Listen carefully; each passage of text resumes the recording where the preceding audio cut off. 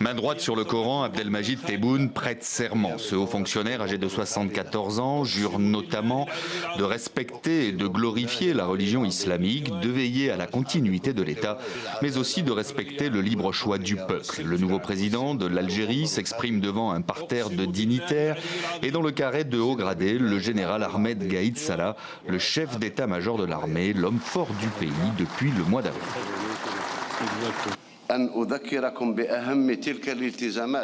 Conformément au Irak populaire et à la réalisation de ses exigences légitimes, je renouvelle mon engagement à tendre la main à tout le monde afin de réaliser les demandes restantes dans le cadre du consensus national et du droit de la République.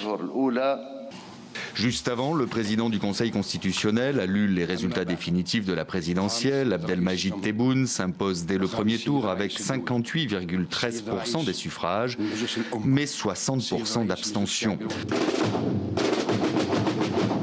Après avoir été son Premier ministre, il succède à Abdelaziz Bouteflika, contraint à la démission en avril par un mouvement populaire inédit. Abdelmajid Tebboune est considéré par la contestation comme un représentant du système au pouvoir. Ce jeudi, Abdelmajid Tebboune a officiellement pris ses fonctions. Et en plateau avec nous pour en parler, Slimane Zeguidour, éditorialiste à TV5 Monde. Bonjour Slimane. Bonjour. Première question, on va s'arrêter déjà sur le langage et la dialectique d'Abdelmajid Tebboune. Qu'avez-vous relevé dans ce discours? D'abord le ton, il est monocorde, ce n'est pas le ton solennel qu'on attendait. Ensuite, il y a le langage.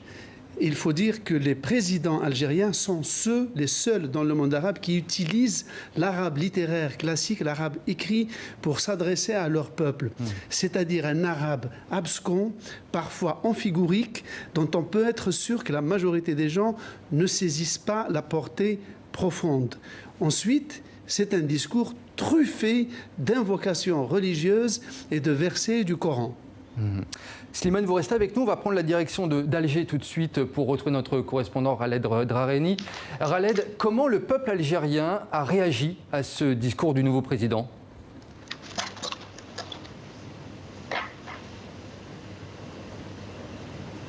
Alors Khaled, vous avez peut-être un petit décalage. Comment le peuple algérien a réagi à ce discours du nouveau président?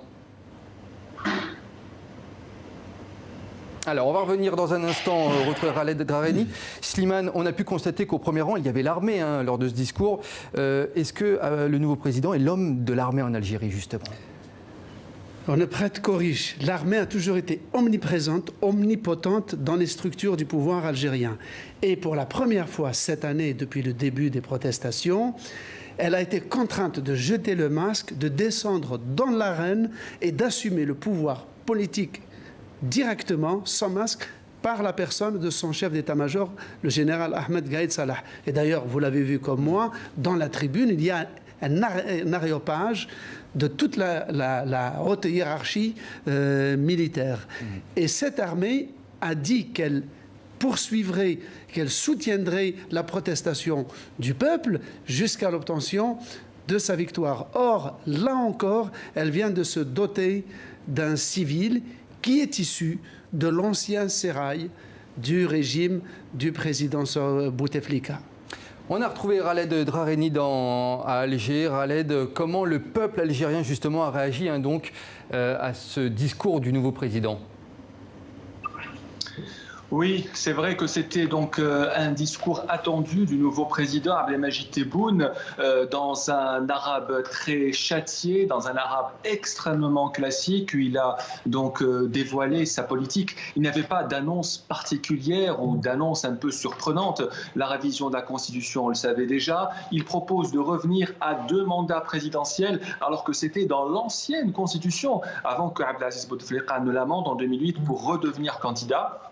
Il parle du renforcement de la liberté d'opinion, de la liberté d'information. À aucun moment, il ne parle de liberté de la presse. Donc assez inquiétant un peu pour les journalistes, surtout que la liberté de la presse connaît des temps extrêmement difficiles ces derniers mois et même ces dernières années en Algérie. Pas de grandes annonces, mais ce qui est le plus surprenant, c'est sa décision plus tard de nommer un Premier ministre par intérim. C'est du jamais vu pour un nouveau président. Généralement, on laisse le gouvernement travailler ou un nouveau Premier ministre. Il a choisi de nommer le ministre des Affaires étrangères à ce poste. Merci pour ces toutes premières précisions, Khaled Drareni, en direct d'Alger. Khaled Drareni, correspondant de TV5 Monde. Merci également à vous, Slimane Zeguidour, pour ces premières projections donc, suite à cette nomination en Algérie. Merci à vous.